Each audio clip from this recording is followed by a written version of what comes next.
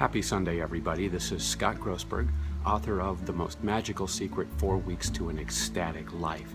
And today I'm going to follow up on last week's video and talk to you a little bit about journaling.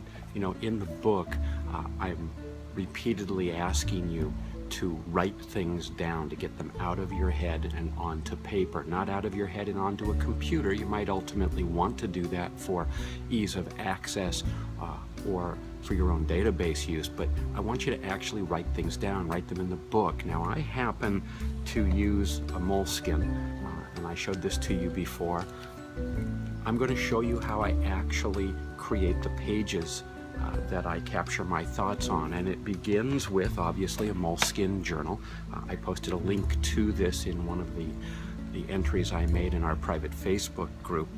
The other thing you're going to want, in addition to the moleskin, is a business card. Now, I'm using one of my cards from my law firm, and I use that on a blank page. So let me explain this first. In the moleskin, you've got a page on the left and a page on the right. The page on the left is completely blank. I use that just for writing down thoughts, capturing ideas, and fleshing out any projects or bigger concepts that I want to explore. On the right, that's the page that actually does all the work. Now, I've taken a whiteboard and I've recreated what I did with the page. It's using a marker, so it's usually a little finer ink and a finer line. This is what the page on the right of the journal will look like. You'll see that I've created, using the business card, 4 compartments and then a larger one down at the bottom. I'll get to this in a minute. Let me hang this right here. In the upper left-hand corner, that square, I've entitled Grand Designs. In the rectangle on the right, that's Loose Demands. Then in the middle box here, I've entitled that I Wish I'd Said That. And then in the final of the 4 quadrant rectangles, it's Hoarded Wealth and Notions. Let me explain how I use these, because it's really a way for me to prioritize what I'm doing. It creates my necessity of what I need to have done. Grand Designs, for me, that's the stuff that has to get done. If not that day, it has to get done immediately within that day or the next day. Loose Demands, yeah, maybe it's things I want to get done. Maybe they don't have to get done that day, but they are things that if I let them last long enough, they're going to move from a loose demand to a grand design. I wish I'd said that. Well, that's pretty self-explanatory. I periodically will find a quote or a saying from someone that just captures me. It just grabs a hold of my attention, and so that goes here so that I can go back and revisit it later on. And then under Hoarded Wealth and Notions, that's just stuff that has no timeline. It has no fuse. It has no ticking time bomb to it. It's stuff I know that's percolating, needs to be addressed at some point, will eventually rise to the level of a loose demand or a grand design. But it's just stuff I want to capture, make sure that I get down. I'm not mind mapping in these 4 quadrants necessarily. What I'm doing is creating little bullet lists here, and I'll use boxes to create a checklist if needed. I'll use a point of the pen and create a bullet point, dashes. I draw arrows everywhere. The idea is to use this quadrant of rectangles to create a priority list of action items for you to do. And I'm pretty consistent in the way that I use these. Again, the left-hand page I'll use for fleshing out a bigger idea, or if something's under Grand Designs and it needs more space than this, the left-hand page will be devoted entirely to that one item. Now, down at the bottom, that's my brain dump, and you'll notice that what I've done is I've created a circle here, and in it I write the word now. Why? Because this is kind of a meditative tool for me. I start with now. Anything that comes off of this, anything that goes into this brain dump, is pulling me away from now, from my mindfulness, from where I am, and I'm getting it out on the page and drawing lines again, using my mind map, and it's a very visual depiction of all these things that are pulling me away from my center, pulling me away from my mindfulness, pulling me away from now. So this is something I use all the time. It is on every single page of the journal, and it's handwritten. Now again, it's a little thicker line here because I used a marker to create this template to show you. I'm using a fine point pen when I'm using it inside the journal, and so it's very readable. You want to make sure that the content you put down on this page is readable. If it's not understandable by you, if you can't go back a week, 6 months, a year, 2 years later and read and understand this, you've wasted your time.